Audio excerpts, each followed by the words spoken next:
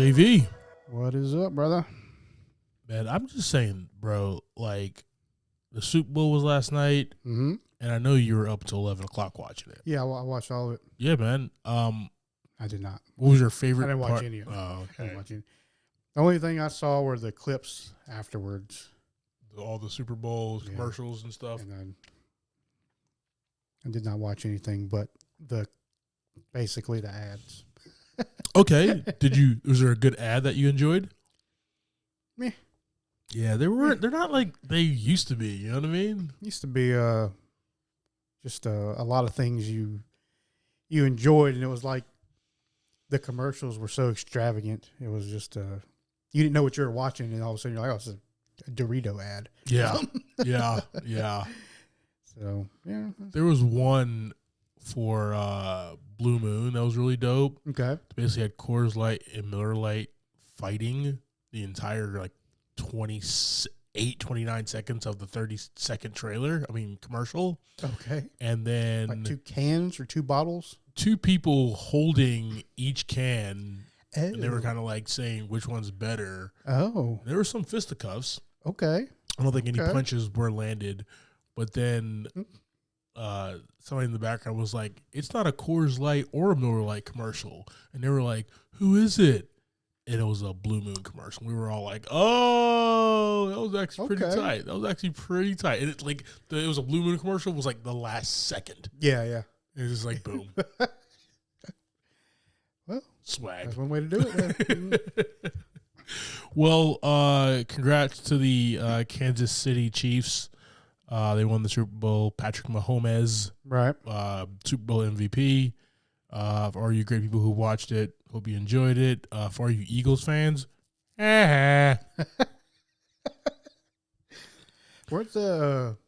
Wasn't that city like already rioting before the game started? City has been rioting for 3 weeks already. I was seeing clips of like people turning over cars and stuff, and it wasn't even like it was like 10 o'clock in the morning. It's like my man does it on his way to work, right? He's on his way to the financial district of Philadelphia. He was flipping over cars. Flipping over cars. Yeah. Did you enjoy the game? Was it a good time? Yeah. It was a high-scoring game, surprisingly. Okay. Kind of a shootout, which was good. Yeah, exciting. More excitement. Yeah, not boring. The opposite of exciting. Yes. I can, obviously describe football stuff. All right. Because I'm a football guy. Yep. Unless my Giants are in it, or the Panthers, because we live in this city. So you don't have a very specific favorite play that they did? Is it the one where they threw it and made a touchdown? Actually not. Patrick Mahomes scrambled for like 18 yards. Yeah. Running plays are so much more fun. He was about to get sacked. And he magicianed his way out of it. Right. I was like, that looked like a young Clyde. Oh, okay. 20 years ago. Okay. Yeah, I never was that fast.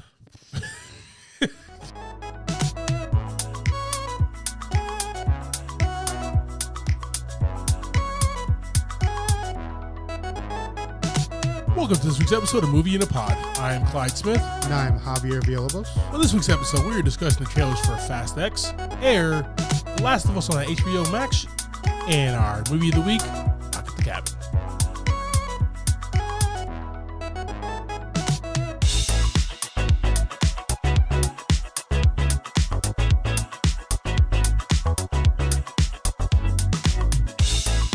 All right, team, we're going to check out these trailers. You can check out our full reactions on our YouTube page. All right. Maybe our social medias, it might pop up as well. Who knows? Who knows, guys? Who knows? Uh-oh. I know that this road has been very hard. And yet here you are, building this Big-ass family, magnificent man. family. What's going on This in that lady, head of Only one of yours? them was related. Something little Two piece were of related. it. I said, Dad, they're not afraid of anything. But I am. I'm afraid of losing someone I love. Dominic Toretto. Oh, there you Oh, go. God. There he is. Learn all about fear. Yeah. built such a beautiful life, filled with love and family. I never got that chance. You stole that from me. My future. He was there the entire time. What? My family. And now, I'm gonna break yours. Okay. Piece by piece. He's not happy. He's just pissed off the entire movie. Very angry. He's coming for you with everything. What does Brie Larson do? Okay. I'm not sure anymore. Okay. Crazy explosions. One of us might not come back from this, You gotta drive. Yeah. but we have to fight. What's Jacob doing? It's gonna be a race off. If it's not a race off, I'm not seeing the movie.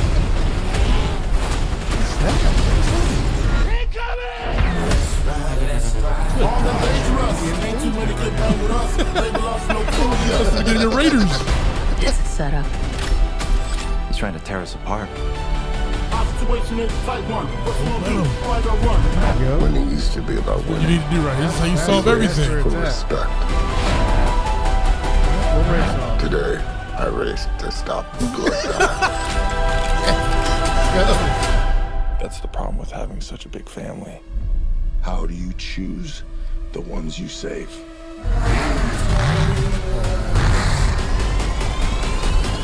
Is that Brie Larson another car? Oh, whoa.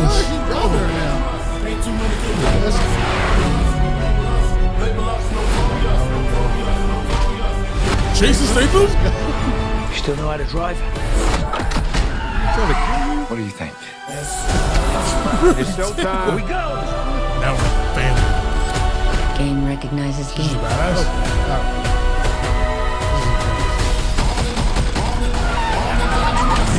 Who stoppies like that?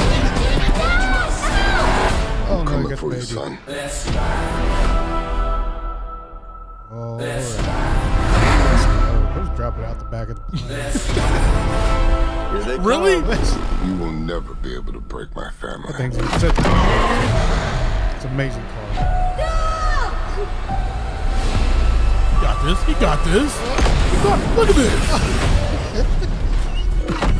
You ever crash a chopper with a car? No. You ever crash two? Morning sunshine. You gotta What? be kidding me.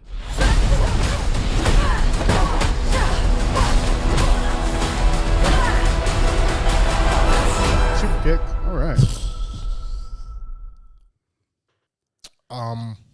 Well then. Guys, Dom Toretto and his family are targeted by the vengeful son of a drug kingpin, Hernan Reyes. All right. Yeah, a lot just happened. The Last Ride. Fast X, here we go. There are a lot of faces in this one. So many faces.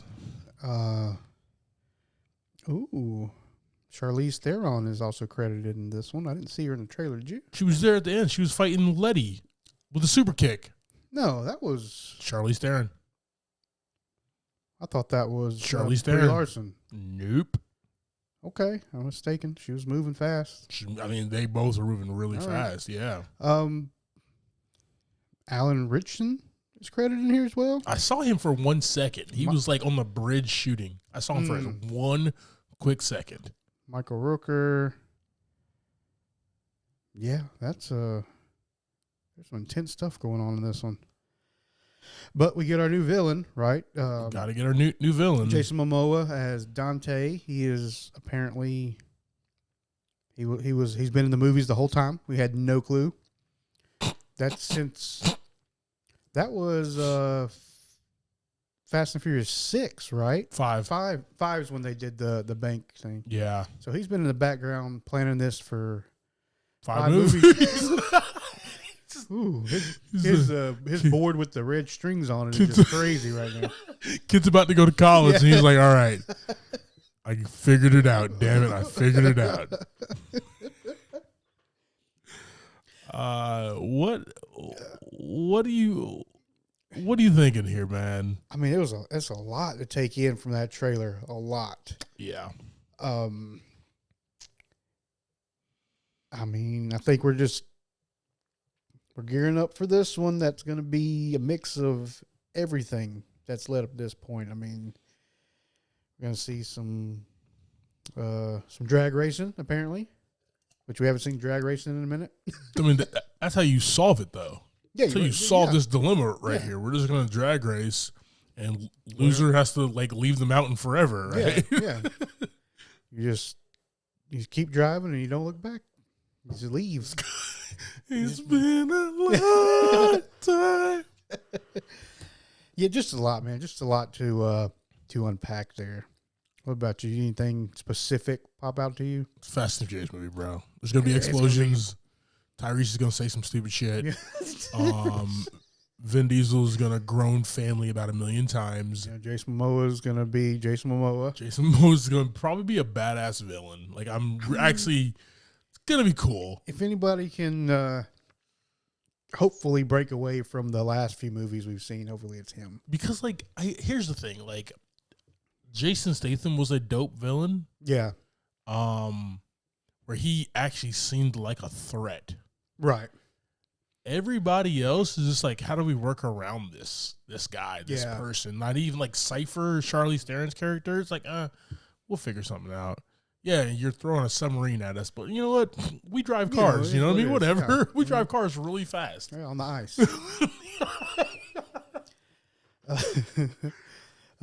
Yeah, I hope he's pretty. I mean, he can play a lot of different things. He's got a style and a way of kind of delivering lines that easily make you like him or hate him. Easily. Yeah, just don't make it be campy, right? Yeah. Because there was parts of Aquaman that were campy. Yeah. But it worked for that. Right. I hope he doesn't he doesn't go back to his bag of tools and picks those campy lines out and uses it here, man. Well, I mean, Jason Statham was dope because he played it straight. Yeah. Played a straight-laced villain that was okay. Yeah, some of that's just Fast and the Furious franchise, though. That's what sucks about, so you had, Hobbs and Shaw. Yeah. Which was nothing but that whole movie. Yeah. It was really, I mean, there was some fun fight scenes, but it was really just Dwayne Johnson and Jason Statham. But the villain, Idris Elba, played it straight, though. That's Idris Elba. Yeah, you're right. That's Idris Elba. Come on. Black Jesus right there, you know what I mean? Yeah, I mean, as a villain, I guess we'll have to see. I mean, this trailer was just all explosions. There wasn't a whole lot of dialogue other than Vin Diesel's groaning and stuff. Family barbecue every day together? Jeez. Yeah, I mean, I think that's isn't that a Sunday thing? People just showing up at his house on Sundays. They know they're going to be at. So you need Toretto? I can't get a hold of my phone. Just show up Sunday. He'll be there. He'll be at the table. Oh, man. Yeah, that was... Are you ready for the ride to end, man? I guess that's the real question. For it to end? Yeah. We kind of talk about this every time there's a new one of these movies where it's the last one, man. The last one. It's what can we do next? And I'm always curious what's going to happen next. If this is the last one, cool. They say Fast X is it, yo. So everybody's they've been doing this for a while. Everybody needs to move on to some other stuff, I assume. But as far as the last one, man, if it's the last one, hopefully it goes out great. If it's not the last one, I'm going to be what are they going to do next? And I'm going to watch it. Somebody's got to die, man. Somebody's got to die, man. You got to, the stakes are just always super. With the space, Clyde. With the space. With the space. Shit. Ain't nobody dying if we went to space. I mean, the stakes just got, I don't know, man. It's the last one. Kill Tyrese. He's the worst character anyway. You know what I mean? Nobody really likes him. And then he played this whole. He basically was meta the entire last movie and was just what if we are superheroes? We get out of crap all the time. Yeah. Like for an hour and a half, he did that. And it was like, all right, dude, whatever. So He came back from space. So, I mean, what do you say? he's back. Yeah, good point. All right, team. So we're going to throw Fast X on our socials. Let us know if you're excited for this one. Are you ready for the last ride?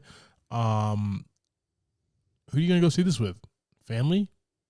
Hey, see what I did there? 1984 has been a tough year. Our sales are down, our growth is The down. Bateman. Sonny, I brought you in here to grow the basketball business.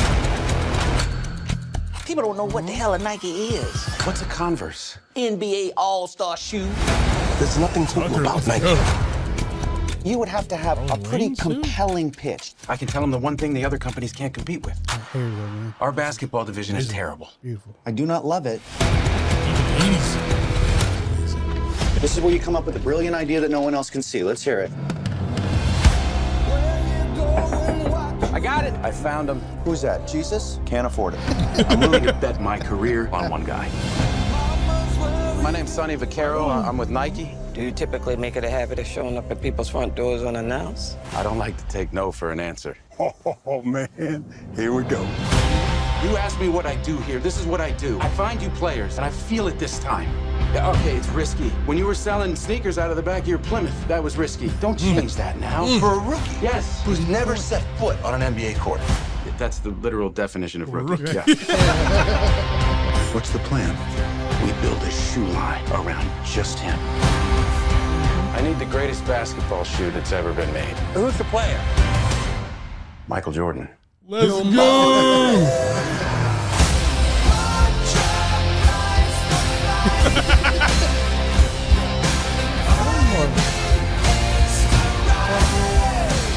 You have our attention.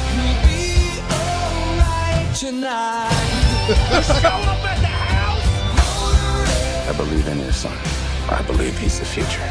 And his story is gonna make us want to fly. Wow. But a shoe is just a shoe. Until my son steps into it.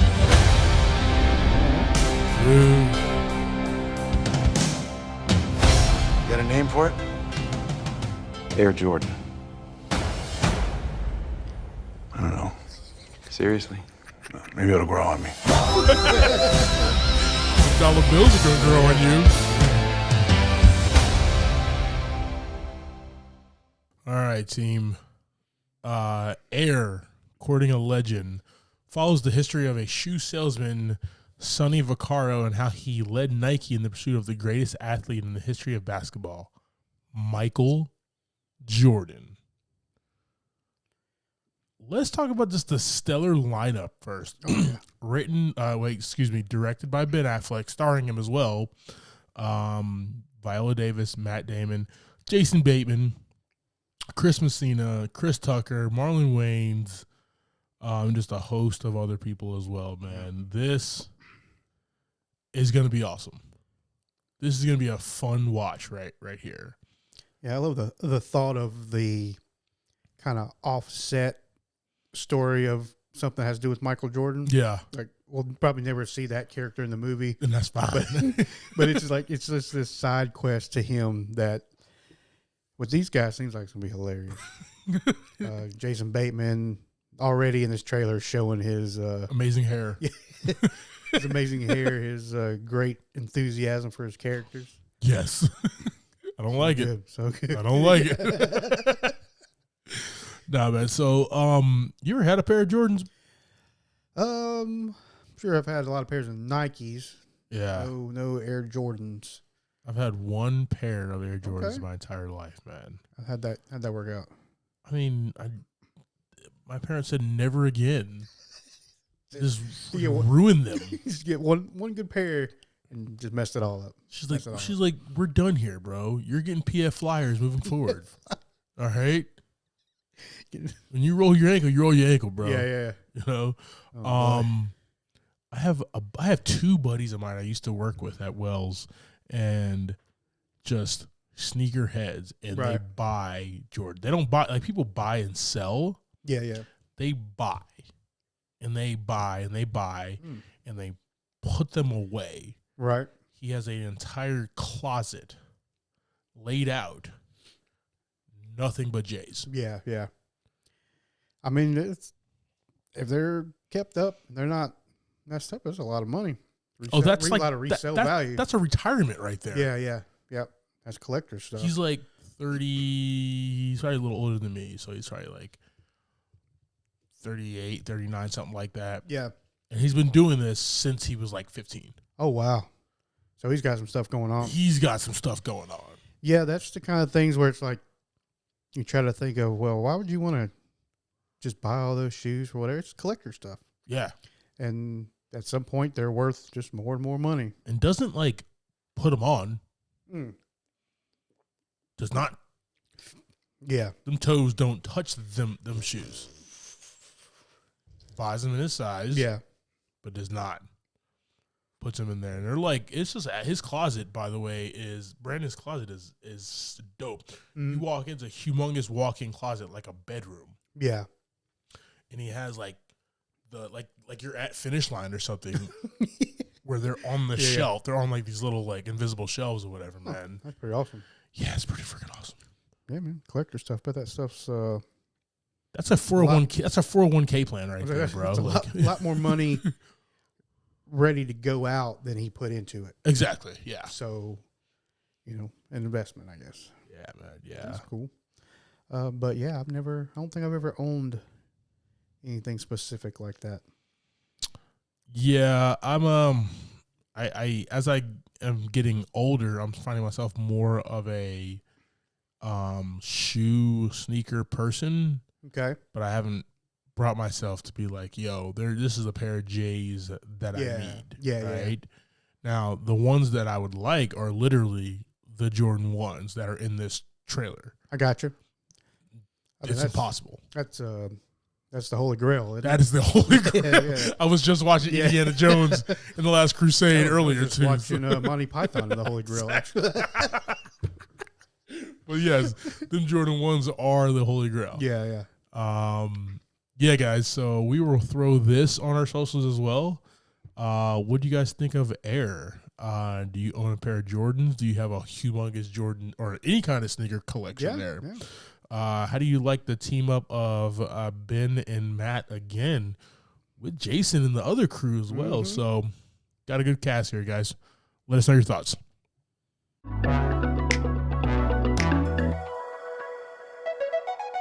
All right, brother. So you failed the test last week. See if you passed the test this week. I did. How many episodes are you in? I have caught up. Oh, so I've watched the 5th episode. Let's go. Yeah. It also came out like Friday too. So yes, it helped a lot. He said I had so much time, so much more space for activities and stuff. Yeah. Exactly. All right. So like I've played the game, love the game and everything. But you have not. So 5 episodes in. Yep. Give me your thoughts. Spoil. Yeah, I mean, the story that's been put out and the way they've done it, I mean, I know it's different from the game because it's always something different, right? Yeah.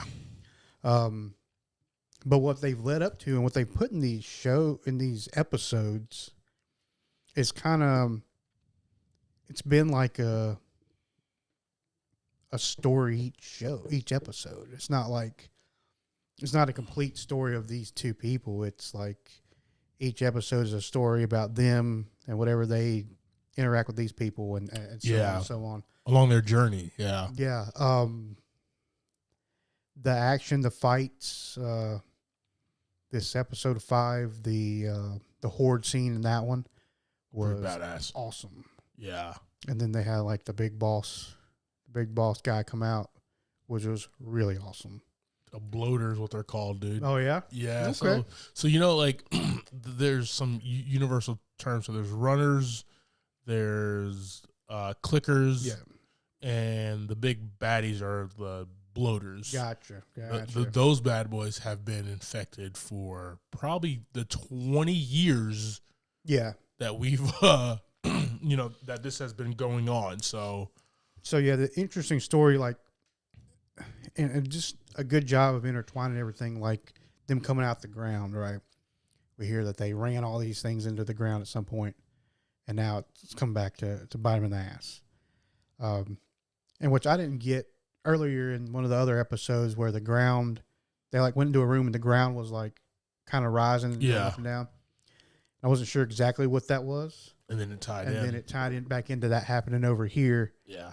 And just leading scene to scene, this whole story, the story of the people that they're meeting and stuff has been pretty intense. Pretty intense show. Yeah, man. So there's this big debate right now. It's just like, oh, well, it's not verbatim as the video game. If it was verbatim as the video game, this TV series would be like 20 hours long. Right. It's a long video game. Yeah, I mean, and then like you see, like this is just things in the video game that you just practically have to do to get from this part of the map to this part of the map. Yeah. Right. And you don't want to see Joel find a try to get Ellie across a waterway. All right, she doesn't swim. You got to find a way around or do something else. You know what I mean? Like, this is an intricate thing. Oh, Joel has to find a ladder. Let's run around till we find a ladder that we have to do playing the game, man. Like, they have slimmed it down and made it more of a story. Yeah. Took all the video game elements out of there and made it like in a through-line story. And they're doing a fantastic job, man. And they're adding so much more. It's kind of building. It's been building since we started. Yes, it's adding, it's taking things out of the video game. Then they're like, nope, we're not going to do this. Yeah. But the heart, the soul, and the story, they're keeping that, and they're building a really lived-in, post-apocalyptic, pandemic type world. Right. You know, this collapse of society, and this episode 5, especially was that. Because this town was buck wild. Yeah. Right? Yeah. And they introduced that, you know, there are societies out there that are trying to survive, and we're going to meet more of them. By any means necessary, though. Yes. This is a very controlling faction in this city. Right. And it was... I just pray, right, that human, like this, what am I trying to say here? This show in the video game shows like the folly of man, and that we'll just go back to our animalistic instincts to survive. Right. And not really help out our fellow man. Right. And that sucks. But also realistic as well. Yeah, and that goes within that community. Like, you have kind of the authority party, and then you have everybody underneath them who's basically just kind of living in fear of them. Yeah. And before, they were living in fear of somebody else. So it's just like there's always going to be that kind of alpha situation, and you're not going to get away from it. You want to eat. They have rations and stuff, you know what I mean? You got to figure it out. So, and if you need help, don't go in the city. Oh, good God, no. No, you get killed off before you even get in there for anything. It's wild, man. Yeah. This is a great show. The story's amazing. Pedro Pascal can do no wrong in my eyes. But you're also getting, like, Bella Ramsey. Like, she's young. Mm-hmm. But you're seeing her act as Ellie, and she brings her own like style and flair to it, where you're just like, you fall in love with this little girl. Yeah. Right? This girl is humanity's last hope. Yeah. And she's grown up in this world so fast. But doesn't have any really knowledge, or a little bit of knowledge of what was before. Yeah. Because she had been born just roughly right after all it went down. Yeah. And that's what's fun, right? Like, she's in the car, and he's like, keep your eye on the map, keep your mind. She's like, just the second day I've been in the car, man. Calm down. It was fun stuff like that, and she was really awesome in the horde scene. Yeah.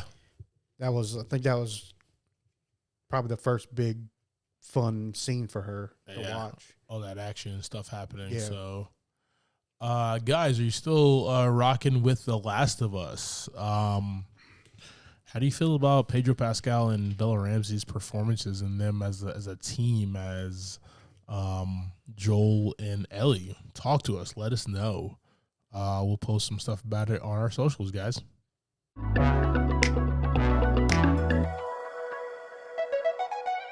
All right, brother. You ready to talk about this week's movie? Yeah, let's jump into it, man. All right. So we got Knock at the Cabin. This was released this year, like a week ago. Yeah. Oh, 2023. This movie is directed by M. Night Shyamalan and written by M. Night, Steve Desmond, and Michael Sherman. Boy. All right. So for this one, we have a $20 million budget. So far, we're grossing $36.8 million. Starring this, we have Dave Bautista as Leonard, Jonathan Groff as Eric, Ben Aldridge as Andrew, Nikki Akuma as Sabrina, Kristen Q as Wynn, Abby Quinn as Adrian, Rupert Grint as Redmond, and M. Night Shyamalan was in there as an infomercial host. You know, I did not see that. I was actually inquiring, like, where the hell is that? Yeah. As the movie's wrapping, I'm like, oh, maybe he didn't put himself in there. I just don't remember. It was pretty. that. It was pretty fast. It was pretty fast. Yeah, I remember seeing him in there. Because usually he, like, has the camera on himself for a good beat in every one of his movies, so you know, like, it's him. Yeah, I got you. This, it totally totally missed it. Yeah. All right, brother. Go ahead and give us a quick synopsis of this film so we can jump into it. We have four individuals who show up at a cabin where a family is just having a nice vacation. And apparently they're there to secure a sacrifice to stop the apocalypse. The apocalypse. All right. Let's go ahead and jump into this here, man. And the characters from the top. Let's talk about, what do you want to talk about? You want to talk about the family first? Or you want to talk about the four strangers first? What do you want to do? What order? Let's talk about the family first so we can tee that up for the okay, for the end of the movie. All right. So we have a couple here. We have a same-sex couple, Eric and Andrew, and they have a adopted daughter, Wynn, and you get these flashes throughout the entire movie that it's these guys against the world. Yeah. Right? Yep. Andrew's family does not approve. All right.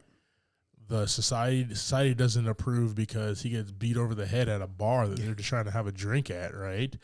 Yeah, but you see through these flashbacks, you see through how they talk to each other throughout the movie, and when they're in the chair next to each other. Yeah. These two love each other, man. Oh, yeah. And it's genuine, and they'll do anything for each other, man. I really did appreciate that. We have Jonathan Groff, and please bring back another season of Mindhunters. He is fabulous on that show. Damn it, Netflix, let's go.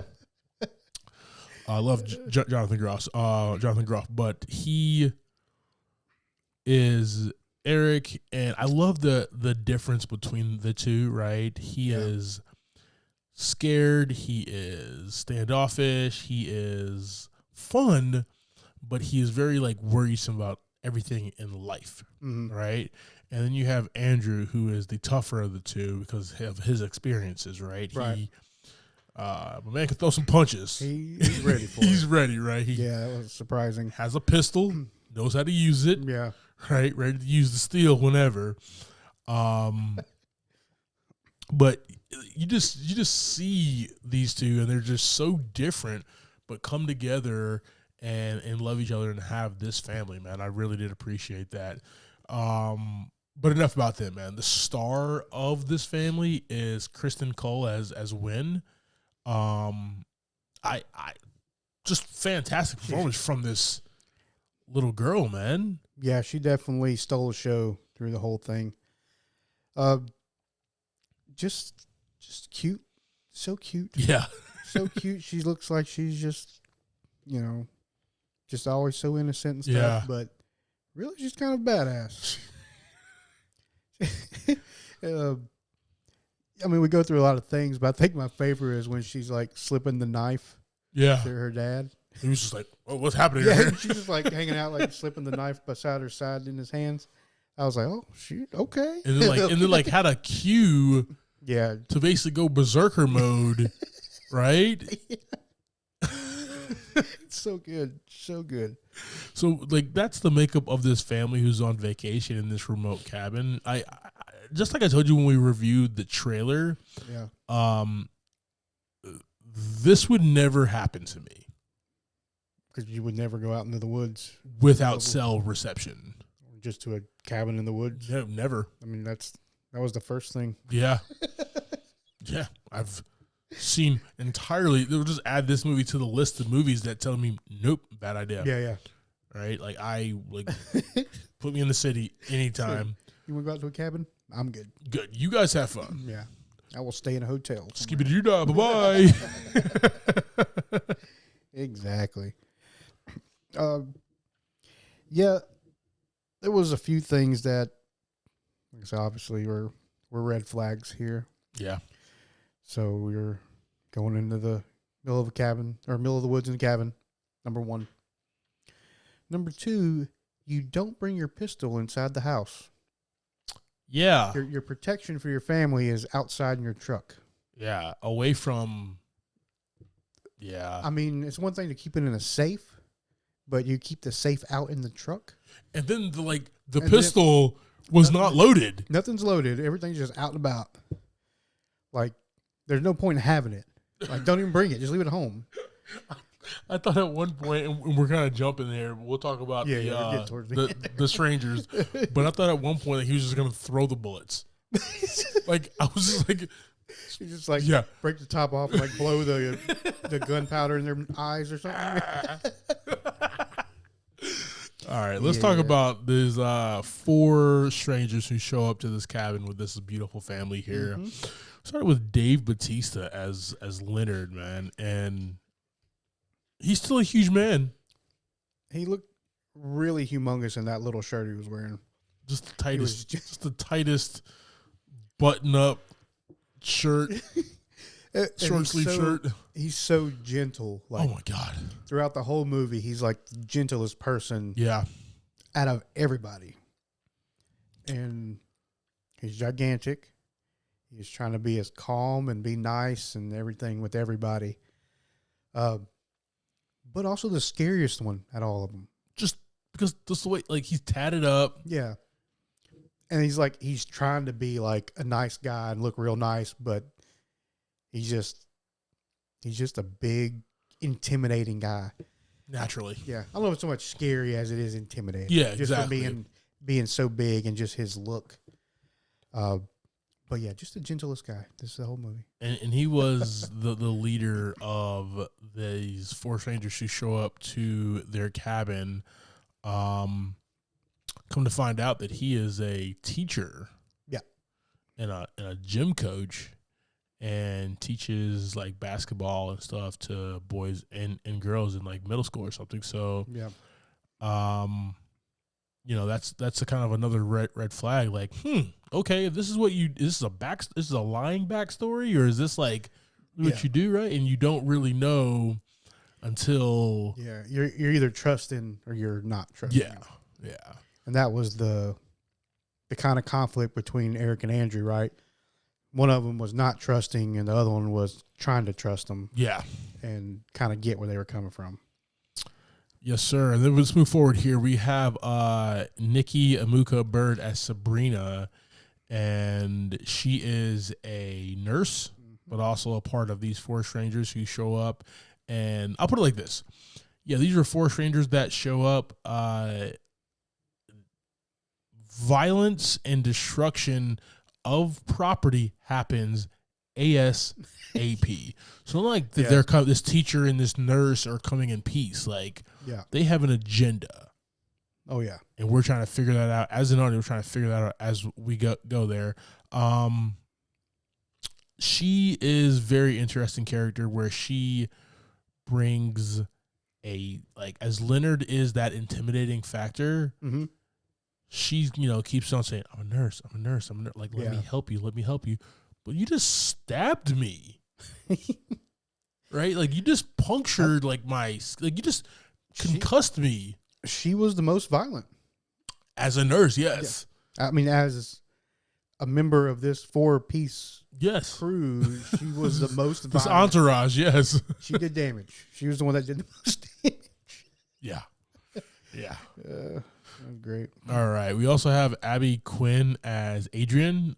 She's also a part of this foursome here, this troop, and she is a short order cook. Yeah. Says that she has a kid, but here. So with these 4 people, we'll talk about why they're here and kind of unpack a lot in just a few moments here. Rupert Grint as Redmond, kind of the hothead of the group. Yeah. Just kind of wants the reason why they're there explained, and just go ahead and let's make it happen. And catches some hands. He does. Yo, Andrew mollywops this dude a few times. Some hands. Oh, man. He just beat like his dad used to beat him, was what he said there. All right, man. Let's go ahead and reveal why these 4 strangers show up. So they all had the same vision, and they met at the same exact location on some bridge. And the whole thing is they're supposed to take this family and make make somebody in the family sacrifice. Not sacrifice. The family has to choose as the equals who is going to die to save the world because the apocalypse is coming. Yes. It just got heavy, guys. I'm sorry. Yeah. And that's where things kind of start hitting the fan. Right. We see the family obviously all just loving each other and want to stay safe because they're a unit and they're against the world. Oh, yeah. And each time they're asked, they say no. And then one of these 4 people, they have to, and that was weird. It got weird. They started, offing the other person. Right. In a very gruesome way. Yeah, that was the sacrifice to start the next chapter in the apocalypse. Yes. I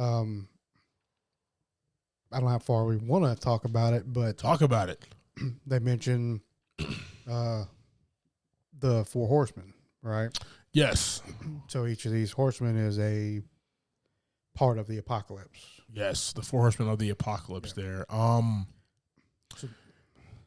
as they're sacrificed, because Andrew and Eric won't sacrifice one another, we get the different parts of that. To kind of show that this is for real, yo. Which, yeah, I mean, it was really hard to get if it was real or not. So, if they didn't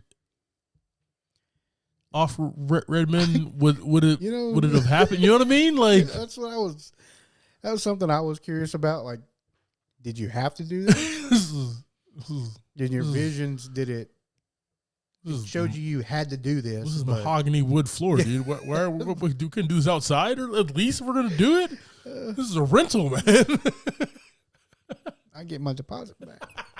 Definitely not getting my deposit back. Yeah, it's just one of those things, right? Yeah. It's well, if you don't do it, then what happens, right? Is somebody going to come and make this happen or not? It literally could, if it wasn't for them killing each other, the 4 horsemen just dying, and dying.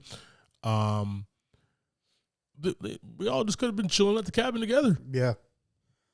Everybody's hanging out. Let's get in the lake, guys. Everybody in the lake. But that's what makes it weird, man. And that's kind of how the story kind of unfolds itself. Right. Where this family has to make a decision. If they don't make a decision, then the 4 horsemen, or these 4 strangers or whatever, have to sacrifice one of themselves to bring the plagues on. And it just kind of keeps on going thing. And the different plagues get more intense every single time one of these four horsemen dies. That's the movie, guys. Yeah, that's basically it. I mean, it was really hard to tell through the whole thing, like who to trust, who's lying, who's not lying. You know, is this real or not? Because some of the stuff was like coming up like pre-recorded things on the TV, stuff like that. So there were little things in there that kind of threw you off and made you wonder, you know, are these guys for real? Are they just crazy? So it kept you locked in. I mean, it does because you want to find out, but I feel like when you find out, you're like, huh, okay. But that's what M. Night does best, man. Oh, yeah. You know, that's exactly what he does best there. Let's jump over here to the sets and the music here. We have this cabin in the middle of the woods that I would never go to. Yep. So I don't like this scene set at all. Pass. I would not go, and then especially leave my pistol in the car. No, God, good gosh, no. No. Yes, like not at all. never. It would probably never leave my side. I keep that 9 on me, bro. Shower gun. I got the shower beer in my left hand. I got the shower gun in my right hand. Who wants to party? Okay. Man, yeah. Crazy. Yeah, but no, there's this beautiful woods cabin. You know, I love the close-ups of when she's collecting the grasshoppers and naming them and everything, and you know, it does look beautiful out there. Just not a place I would ever go to. Agreed. And then we have the music, man. The music was very intense at times. Yep. What it matched up with is just like, yep, all right, something bad is going to happen. Like, it was almost telling, right, before it even happens, where typically in M. Night movies, you don't know what's going to happen next, but this was very formulaic. Yeah. After the first time, it's very formulaic, right?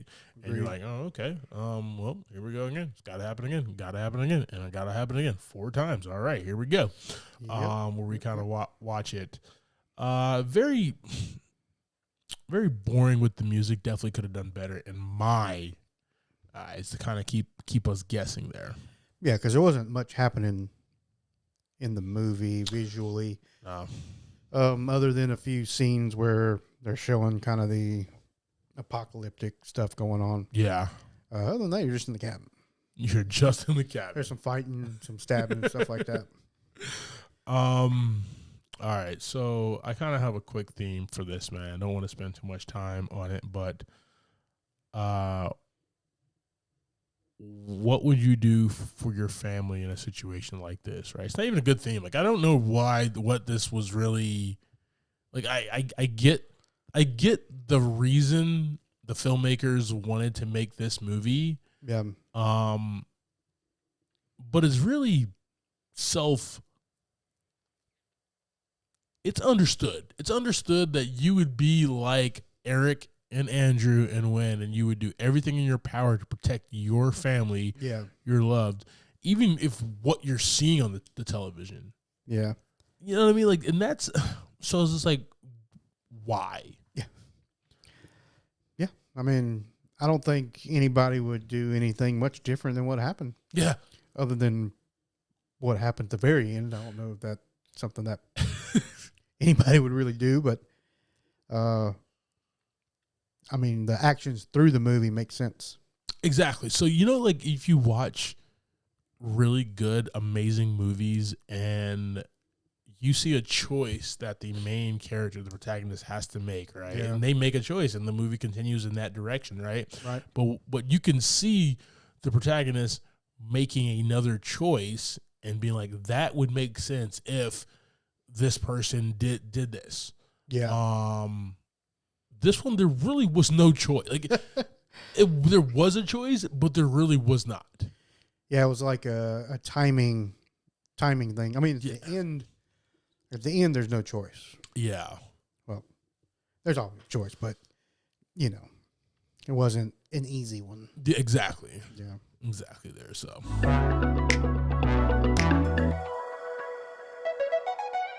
All right, team. So that's our quick conversation about Knock at the Cabin. JV. Yes, sir. Talk to me, brother. How many buckets of popcorn? What are your thoughts on this movie? You know, I think this is probably, for me and the movies I enjoyed, this is probably going to be 2 buckets of popcorn.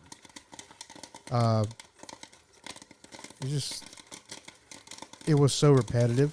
Mm-hmm. It's kind of got boring there in the middle. Very repetitive. And the film hid so much from you. Like you didn't see really any of the violence. There was a lot of cut scenes that cut a lot of things out, which sometimes works fine. Yeah. But this whole movie was like that. It was, at the end of it, it's like, all right, well, there was some cool scenes, a few of them, but yeah. So 2 buckets for me. The actors are obviously did a great job as far as that's concerned, and their parts in the movie. But as a whole, it's an okay watch. But I'm not going to go back for it. You're not going to be in the theater tomorrow on your day off. I hear you. What about you, man? Very strong cast, man. Even down to like Abby Quinn as Adrian and Rupert Grint as Redman. Top to bottom, just a great cast of characters. And for what they had to do with this script, like they delivered. Yeah. And they played it straight. You know what I mean? Like it wasn't. You didn't see like any camp at all, and even through this crazy idea of a film, it was just even to Dave Bautista, like even though he's humongous, right? He just played like the softest character ever. Oh yeah. To the best of his ability there. So that's the highlight of the movie. The low parts of the movie, right? The low lights are the fact that it's 2023 and you're in a cabin in the middle of nowhere with no cell reception. 2, you don't have your gun on you. 3, why is your daughter so far out there in the beginning of the movie away from the damn cabin and y'all are just chilling in the back? Yeah, she's talking to strangers. Talking to strangers, right? And they know all about you already. This movie gets one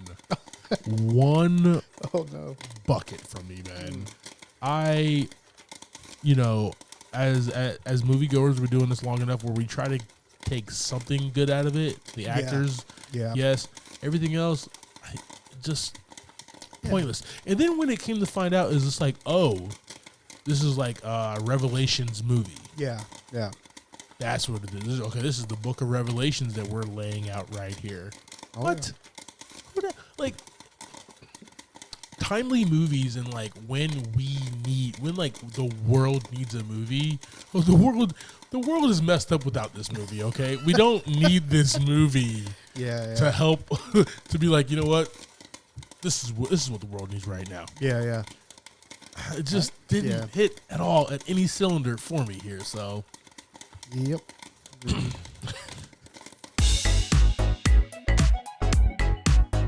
All right, team. Thank you for subscribing to this week's episode, talking through Knock at the Cabin. Next week, we will be discussing Ant-Man and the Wasp: Quantumania. That's playing in a theater near you. Like always, I am Clyde Smith. You can find me on Twitter and Instagram as I am Clyde D. Smith. I'm Javier Villalobos. You can find me on Twitter and Instagram at Mr. J8200. Thanks, guys. Appreciate it.